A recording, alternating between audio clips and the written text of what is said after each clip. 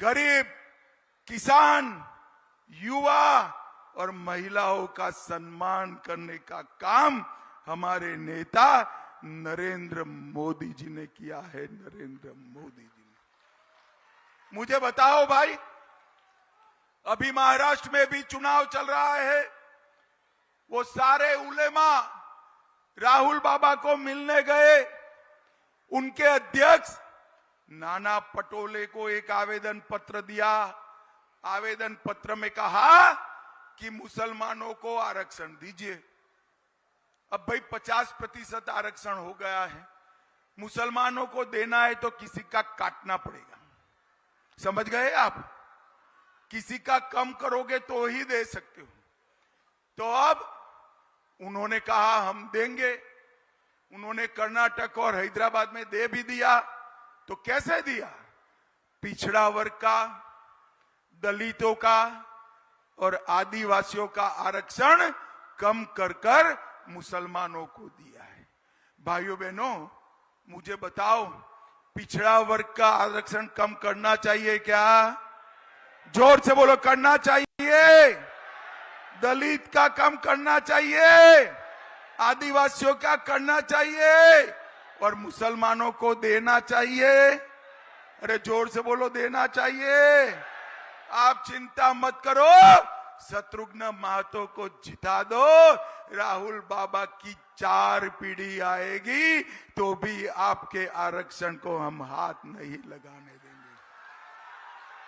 भाइयों बहनों, मैं आज आपको कहने आया हूं, एक कांग्रेस पार्टी पिछड़ा वर्ग की विरोधी पार्टी 1955 में एक कमीशन बना, काका साहेब कालेलकर कमीशन, जिसने पिछड़ी जातियों को आरक्षण देने की सिफारिश की।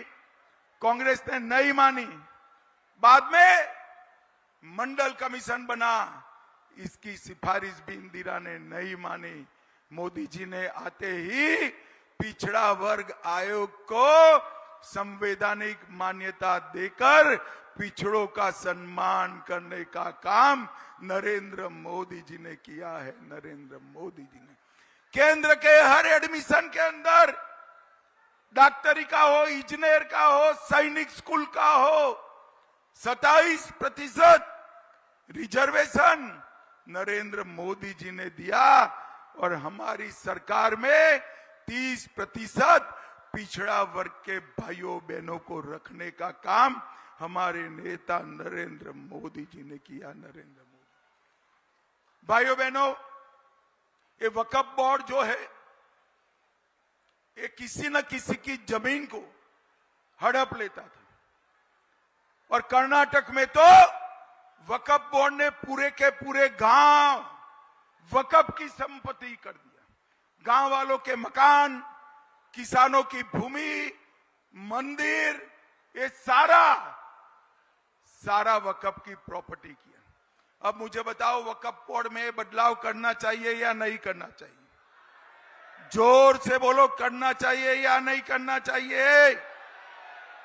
ये हेमंत बाबू ना बोलते हैं,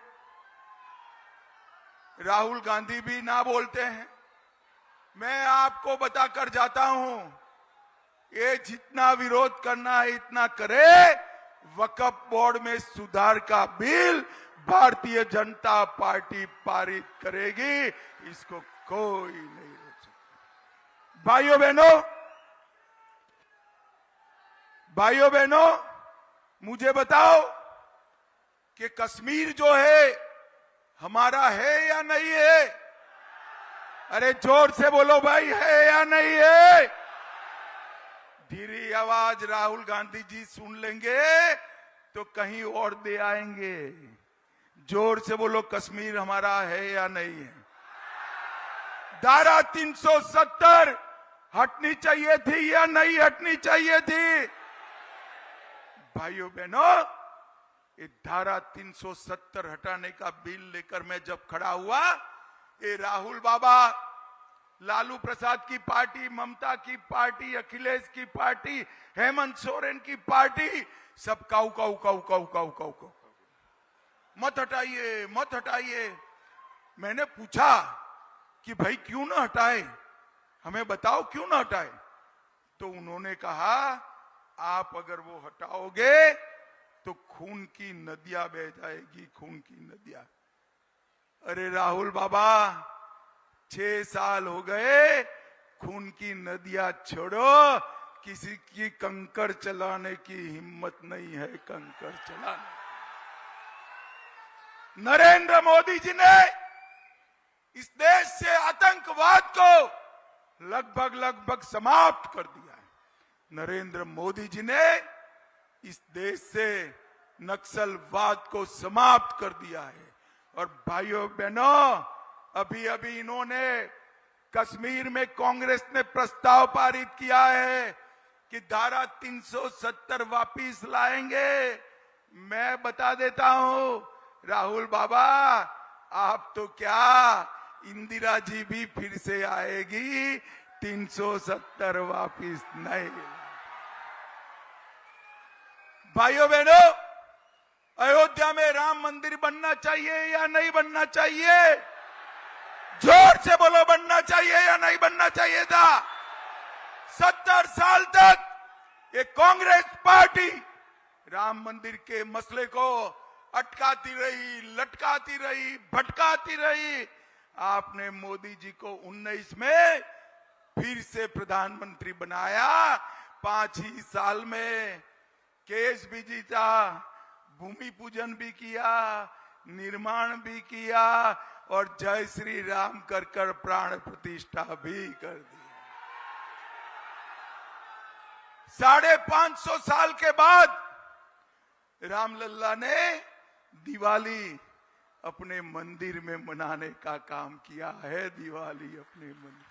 और सिर्फ राम मंदिर नहीं, औरंगजेब ने तोड़ा हुआ काशी विश्वनाथ का कॉरिडोर भी मोदी जी ने बनाया और सोमनाथ का मंदिर भी सोने का बनाने का काम नरेंद्र मोदी जी कर रहे हैं।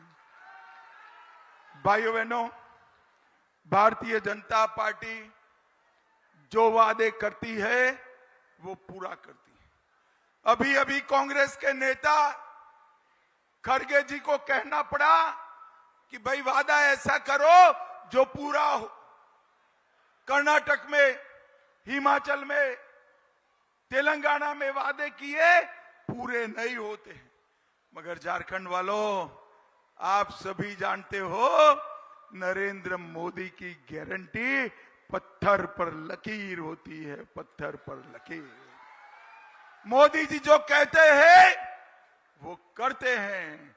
और आज मैं आपको बताता कर जाता हूं, इतनी सारी माताएं बहनें बच्ची आई है, हर वयस्क माता बहन को 2100 रुपया प्रति महीना भारतीय जनता पार्टी की सरकार देने का काम करेगी।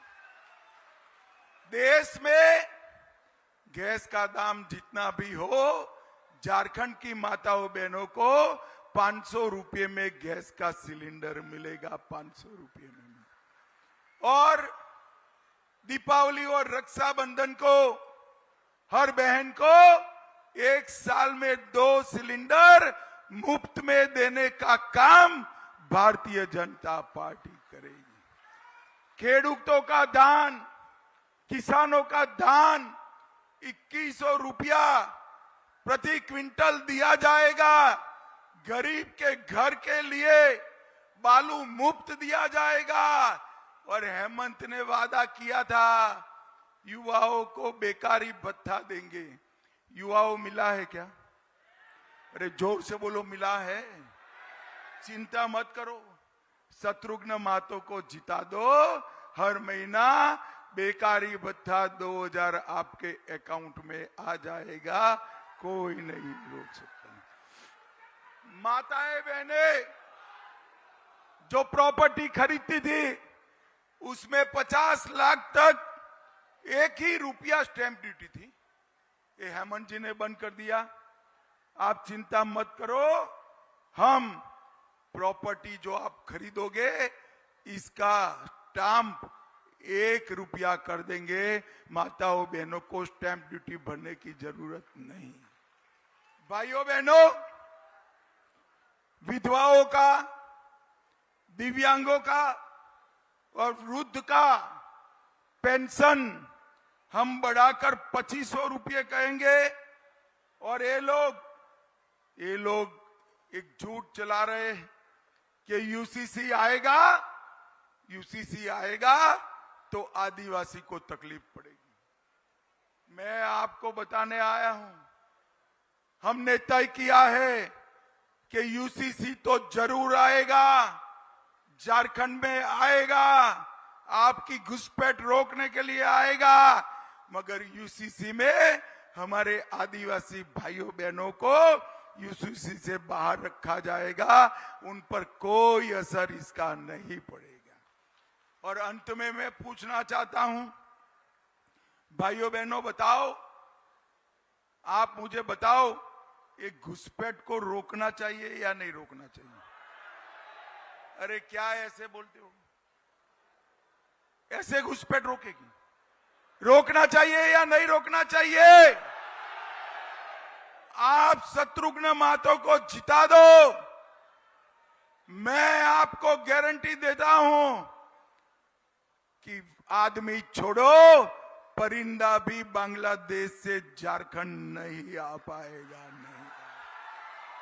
और ये जिन्होंने हमारी गरीब बच्चियों से दूसरी, तीसरी और चौथी शादी कर उनकी जड़ी जमीनें हड़प ली है, कानून में बदलाव कर वो सारी जमीन, सारी भूमि हमारी आदिवासी माताओं बहनों के नाम पर वापिस कर दी जाए। और सारे घुसपैठिए को भाजपा सरकार चुन कर ट्रेन भरकर बांग्लादेश वापिस भेज देगी। एक घुसपैठिए को संरक्षण इसलिए दे रहे हैं कि वो उनकी वोट बैंक है, वो डरते हैं, मगर हम भाजपा वाले वो वोट बैंक से नहीं डरते हैं भाई, नहीं डरते हैं। मुझे बताओ वाघमारा वालों, 20 तारीख को कमल के निशान पर बटन दबाकर डुल्लू महतो को, भाई हमारे शत्रुघ्न महतो को हजारों वोट से जिताओगे क्या? अरे भाई आप भी राहुल बाबा जैसे करते हो। ये 15-20 हजार लोग कहते हैं हजारों वोट से जिताओगे, कैसे जिताओगे बताओ? मैं भी बनिया हूं, मैं जानता हूं यार ऐसे नहीं होता है। कैसे करोगे बताओ? मैं एक आइडिया बताऊं आपको, पहले बोलो करोगे क्या? पक्का करोगे? तो कितने लोगों के पास मोबाइल है? हाथ ऊपर करो जरा, है ना सबके पास? ये सभा समाप्त होते ही 20-20 लोगों को फोन करना है, भाई को, भाभी को, माता को, पिता को, बहन को, बहनोई को, पड़ोसी को, भाभी जी को, सबको फोन करना है कि शत्रुघ्न महतो के नाम के सामने कमल का निशान है, उस पर 20 तारीख को बटन दबाना है। मुझे बताओ सभी लोग 20-20 फोन करेंगे? जोर से बोलो, करेंगे? कमल के निशान पर बटन दबाओगे? मोदी जी के हाथ मजबूत करोगे? शत्रुघ्न महतो को जिताओगे? भाजपा सरकार बनाओगे? तो मेरे साथ दोनों हाथ उठाओ, सभी लोग उठाए जरा, और प्रचंड आवाज से बोलिए जय श्री राम, जय जय श्री राम, वंदे वंदे वंदे, भारत माता की, भारत माता की। आप सभी का धन्यवाद, जोहार, प्रणाम।